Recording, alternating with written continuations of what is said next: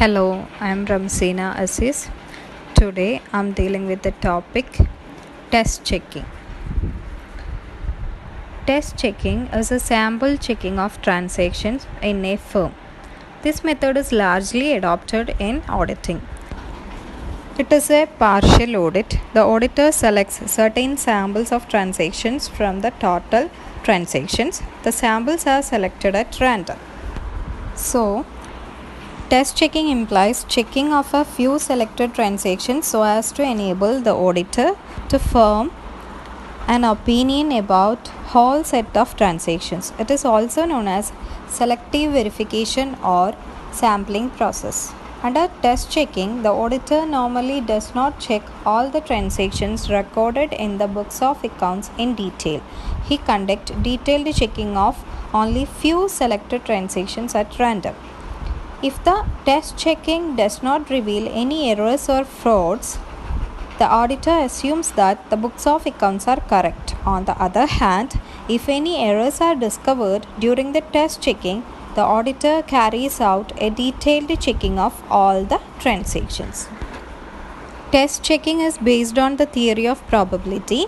If a representative number of transactions so selected at random by the auditor for test checking is found to be correct, the remaining ones would also be correct. All transactions need not be checked. Such a check is called test checking or selective verification, or it is also known as audit by test. Let's see the definition part. Professor Walter B. Meigs of America defines testing and test checking means to select and examine a representative sample from a large number of similar items. Let's see what are the precautions to be taken while applying test checks.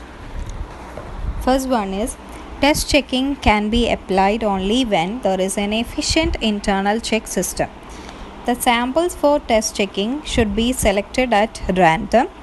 The samples for test checking should be selected by the auditor himself. And test checking should not apply to cash book items. And the next point is no indication should be given to client's staff as regard the method of test checking. Let us see what are the advantages of test checking. It helps the auditor to complete the audit work in a short time. Next advantage is that it reduces the burden of the work of the auditor. It helps in reducing the cost of audit. It enables the auditor to undertake audit of many concern. Then the next point is it enables the auditor to spend more time to important matters. Next, let us discuss what are the disadvantages of test checking. First point, test checking may fail to detect errors and frauds if sample transactions are not being selected intelligently. Next is when there is test checking, the staff of the client may become careless. Third point, through test checking, the auditor may not get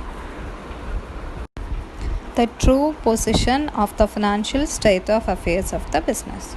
These are all about today's topic. Thank you.